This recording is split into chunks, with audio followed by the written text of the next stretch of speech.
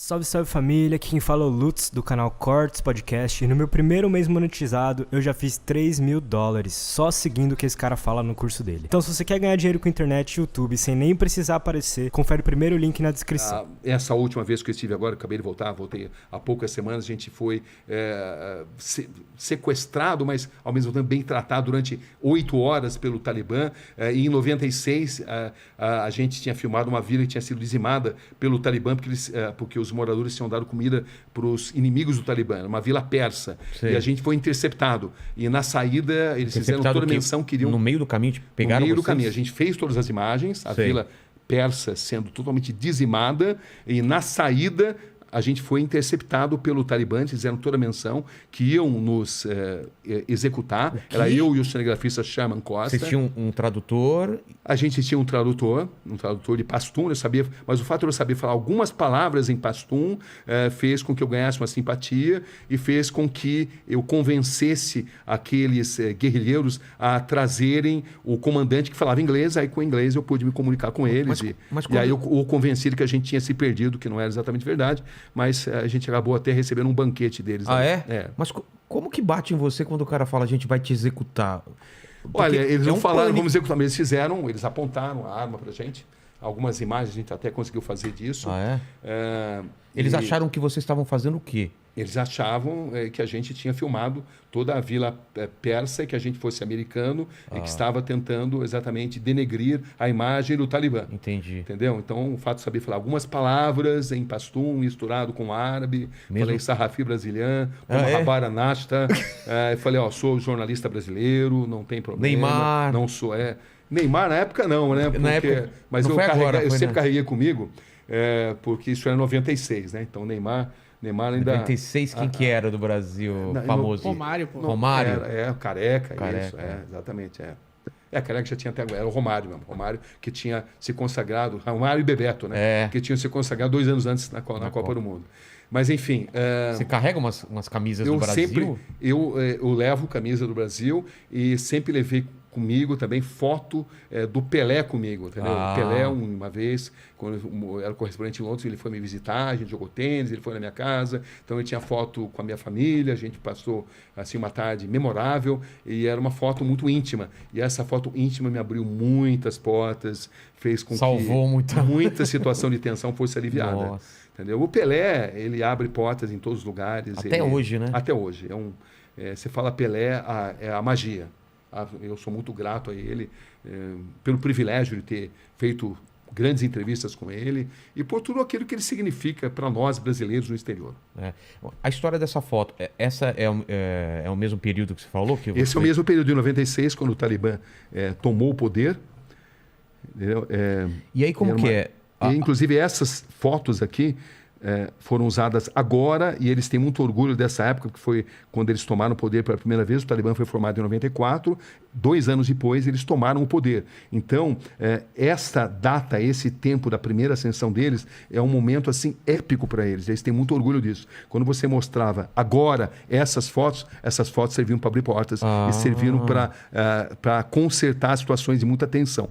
Porque agora o Talibã voltou ao poder 20 anos depois. A gente acabou de fazer uma série chamada Missão Cabul, que é uma série que cotada para ganhar prêmios e tal. Para você ver aqui como é que é a vida do repórter. Isso aqui já é um rapaz que trabalha comigo, já tentando fazer uma matéria investigativa e sedento por entrar em contato comigo. Fatalmente ele tem que tomar alguma decisão. E a minha vida é assim, a vida inteira tendo que tomar decisões, tendo que construir estratégias para fazer matérias que tragam algum tipo de benefício para a sociedade, né? Mas isso te traz algum tipo de ansiedade? Porque uma decisão errada pode te custar a vida, né? Traz, sim.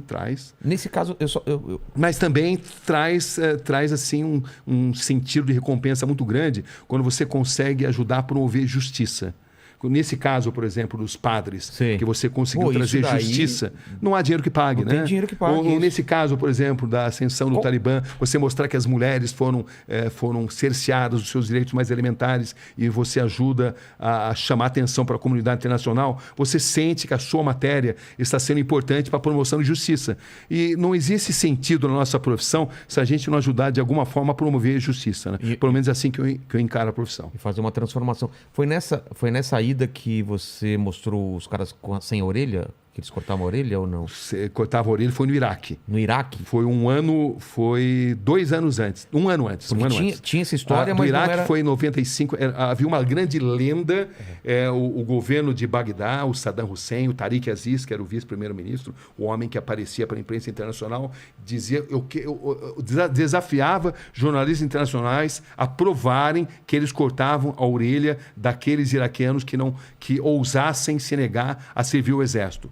Entendeu? Isso sempre circulava, mas eles desafiavam jornalistas a provarem isso. E nós conseguimos provar. Eu vi essa cena. Isso. Quem que puxa o turbante, alguma coisa que mostrou? Essa foi a segunda situação, né? Porque, na verdade, eu fui beneficiado pelo fato de que a gente estava ali em Bagdá, com o Saddam Hussein, e 24 horas por dia, monitorados pelos agentes do Saddam. Eles estavam do lado? Eles estavam lá, eles sabiam tudo onde a gente estava, o que a gente estava fazendo. Quando você apontava a câmera, o cara falava que pode, que não pode? Exatamente. Então, como é que eu ia, por exemplo, para Saddam City, onde estava a grande maioria silenciosa, né?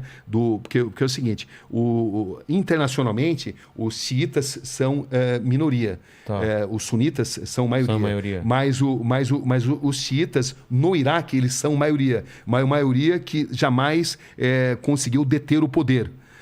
E eu sabia que grande parte desses soldados que tiveram a orelha cortada estavam num lugar chamado Saddam City, porque em Saddam City havia contingentes de soldados, pelo menos havia essa informação, que se negaram a servir o exército e tiveram as suas orelhas sumariamente cortadas para servir de exemplo. Eles eram sunitas? Eles eram xiitas. Xiitas, exatamente. Eram o Saddam Hussein sunita. O Saddam Hussein sempre perseguia os sunitas. No Iraque são minoria. Tá. Entendeu? Mas eles sempre tiveram muito próximos do poder. Era uma minoria que sempre deteve um poder econômico maior. Tá. Entendeu? Os sunitas, se você considerar o islamismo internacional, são maioria. Mas dentro do Iraque, os xiitas são maioria. Tá. Né? Esses xiitas são apoiados pelo Irã, que é um país xiita, por exemplo. Né? Bom, mas enfim, e a gente tinha que ir para Saddam City, onde estavam os soldados. Eu sabia que haveria uma grande chance. Mas como é que eu ia fazer para ir sendo seguido dia e noite pelos soldados do Saddam Hussein? Aí como é que eu consegui? Ficamos sabendo que havia chegado assim um grupo de jornalistas americanos. E não havia agentes suficientes para monitorar americanos e brasileiros. Então, o sabedor disso falou assim, olha, a gente está meio doente aqui, meio cansado, e também a gente está afim de jogar tênis, entendeu? Para relaxar um pouco. Então, a gente vai num outro hotel que tem quadra de tênis, e lá a gente vai jogar tênis, tá bom? Tudo bem? Então, eles já até gostaram, porque eles não teriam como seguir a gente e os americanos ao mesmo tempo. Então, o que eu fiz? Eu e o cinegrafista Fernando Pelégio, que era o cinegrafista que estava comigo lá, a gente botou a câmera dentro de uma raqueteira de tênis e fomos para esse hotel onde havia uma quadra de tênis. Tá. Entendeu? Então vocês foram realmente para o hotel? Fomos para esse hotel. Tá. Chegamos até simular e para a quadra de tênis. Quando a gente se sentiu seguro... Não tem ninguém seguindo? A gente tratou de identificar um motorista que eu tinha informação que fazia ponto ali naquele hotel. Entendeu? Que era o Hotel Sulemânia. Meu coração já está acelerado só de você contar essa história. Né? Porque o que acontece é que a gente entrou no primeiro... mas a gente se enganou, não era o motorista indicado, a gente tinha se enganado. E esse motorista, ao invés de levar a gente para Saddam City, ele levou a gente para o Ministério da Informação. Pô. Aí no Ministério da Informação, o que você queria para Saddam City? Não, eu falei, Saddam City não. A gente queria ir para o Ministério da Informação do Saddam, entendeu? A gente queria vir para cá justamente. Entendeu? A cidade, deu um Miguel ali, eles acreditaram e tal. Aí a gente voltou para lá. Quando voltamos para lá... Para o primeiro hotel? Para o primeiro hotel onde a gente ia jogar tênis. Tá. Entendeu? E aí nesse hotel eu consegui finalmente achar um motorista que eu tinha indicação, que falava inglês, era jovem e que tinha insatisfações em relação ao regime e que estaria disposto a assumir o risco. Precisaria ser alguém que é disposto a assumir o risco. Descoberto, morto, né? Exatamente. Então eu acabei descobrindo esse motorista e ele nos levou para Saddam City. Só que levar no Saddam City, eu lembro que a gente levou pedrada, porque estrangeiros eram mal vistos ali, mas o fato é que uma hora depois de a gente ter chegado lá, a gente conseguiu finalmente descobrir um soldado que teve a orelha cortada. Eu fiz a entrevista, ele contou pormenorizadamente por que a orelha tinha sido cortada sem anestesia, justamente porque ele não tinha servido o exército. E aí, para você ver como é que são as coisas, né? A imagem que você viu, que a gente estava na confluência do rio Tigre e Eufrates. 3 dias depois... Não é desse dia. Não é desse dia. Outro dia depois, a gente estava na confluência e eu notei que tinha ali o barqueiro que não tirava o turbante de jeito nenhum. Aí eu cheguei nele lá e eu falei, fiz um sinal, a hora que o tradutor, que era ligado ao regime do Saddam Hussein, estava distante, entendeu? Porque a gente foi para o meio do rio, e o tradutor ficou lá. Eu falei que eu precisava fazer uma passagem e o barco não cabia mais gente.